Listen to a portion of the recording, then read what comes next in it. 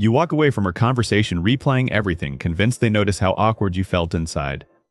Meanwhile, the other person probably forgot your exact words, but remembered the strange tension hanging there.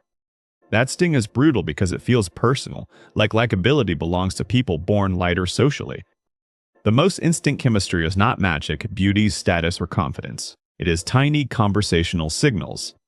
Signals so small you barely notice them, yet strong enough to make strangers relax around you. And once you see them, awkward conversations stop feeling random and start feeling wonderfully controllable again. Because the people everyone likes are rarely saying brilliant things, they're creating a specific emotional experience.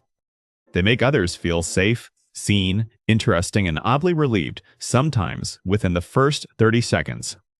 If you've been trying harder, talking smarter, or acting cooler, that's probably why conversations keep slipping. The usual advice tells you to impress people, when likability actually rises the moment pressure disappears. So here's the promise: 5 conversation tricks that make people warm up faster without fake charm. The first will calm openings, the second will fix dead moments, and the third changes everything. Then I'll show you the move that makes people feel important, plus the deeper mistake underneath. That last one is dangerous because once you catch it, you'll hear it ruining nearly everyone. First trick: stop entering conversations with a performance face, like you're auditioning for acceptance from strangers. People instantly sense when your smile is slightly held, your tone polished, your body waiting carefully. It reads like pressure, and pressure is contagious. Suddenly they feel responsible for keeping you comfortable.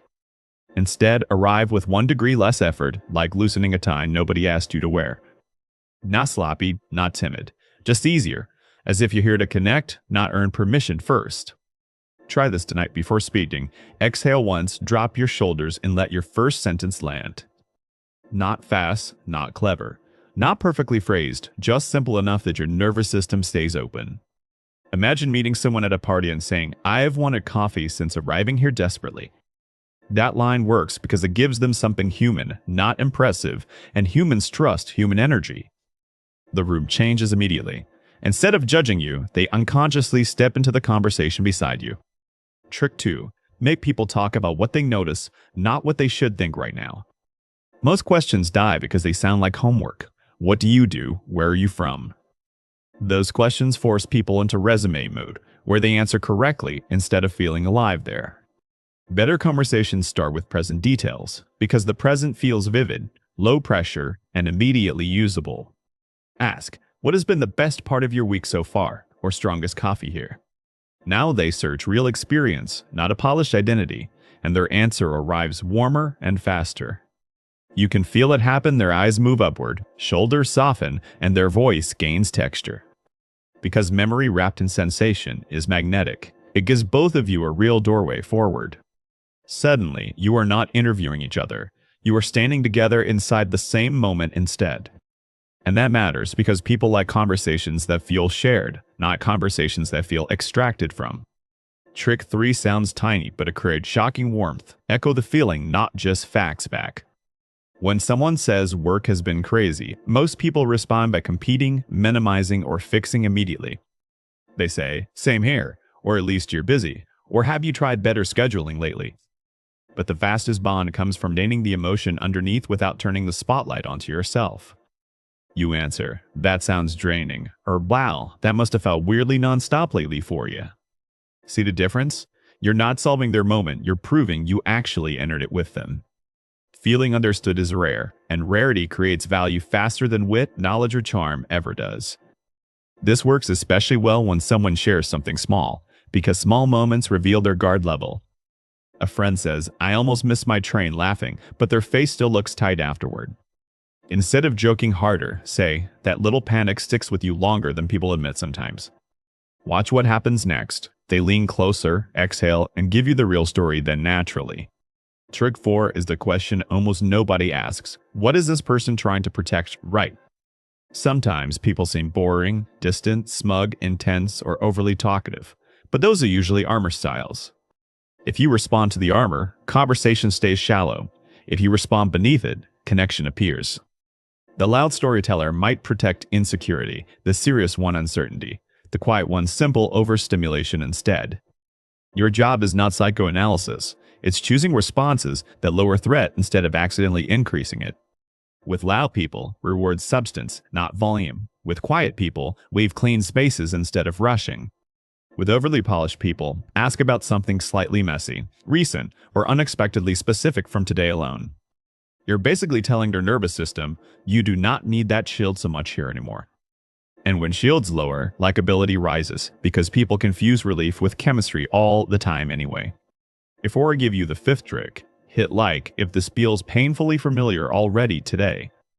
Subscribe if you want more social psychology that actually survives real rooms, not perfect internet advice.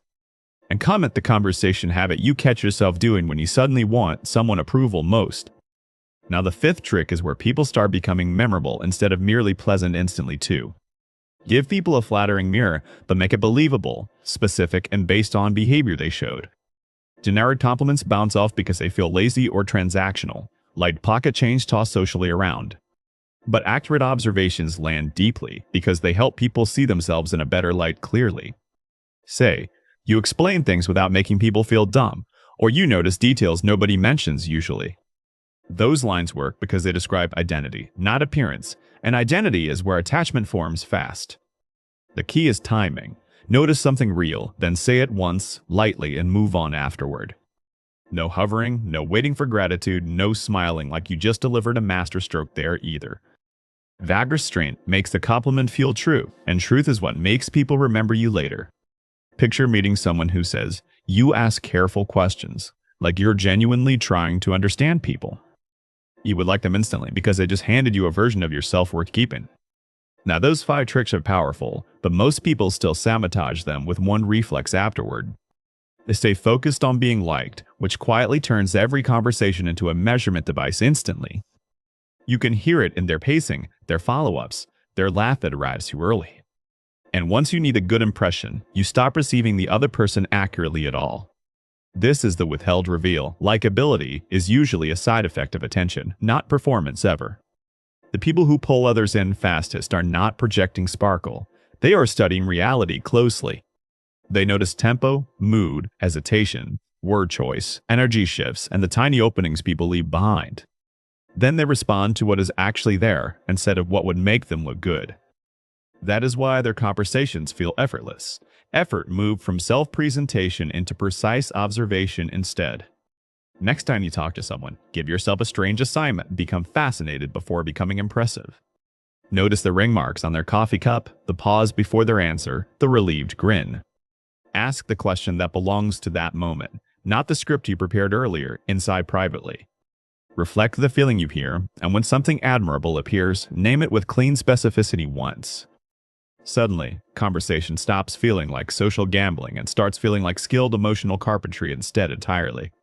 You are not hoping they like you. You are building conditions where liking becomes natural between. And people feel that shift immediately because calm attention feels rarer now than charisma does today.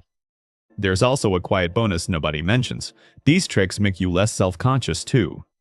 When you focus on observation, your brain has less room for obsessive self-surveillance during conversations.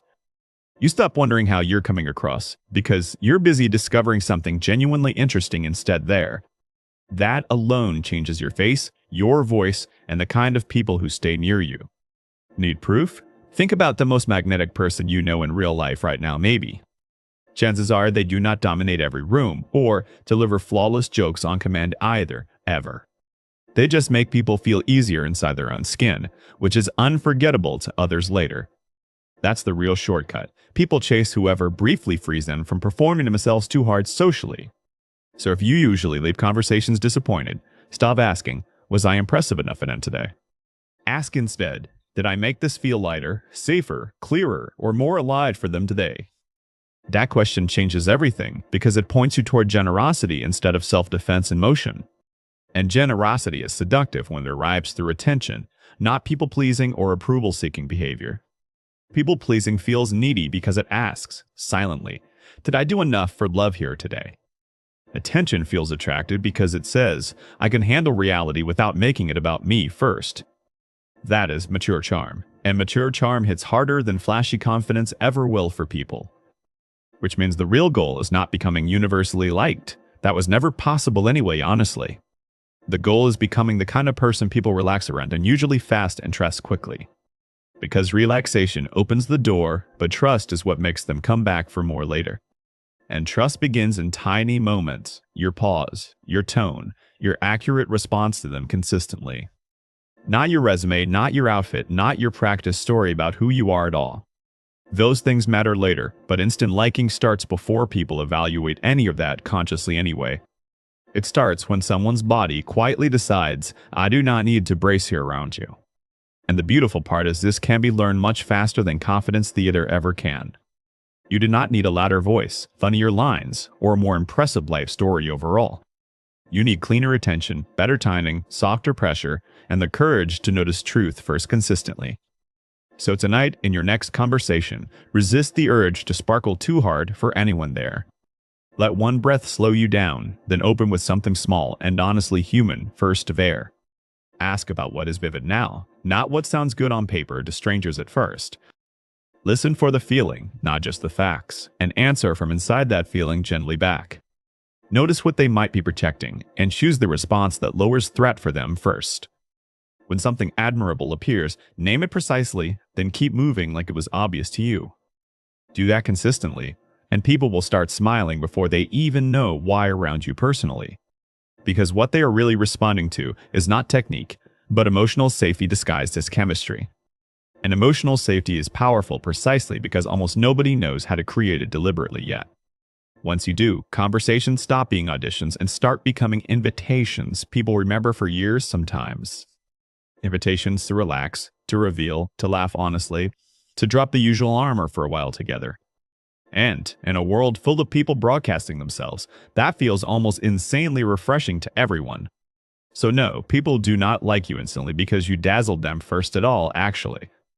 They like you because for a moment, being with you feels easier than being alone inside. And the rarest kind of charisma is simply making that feeling happen on purpose for others.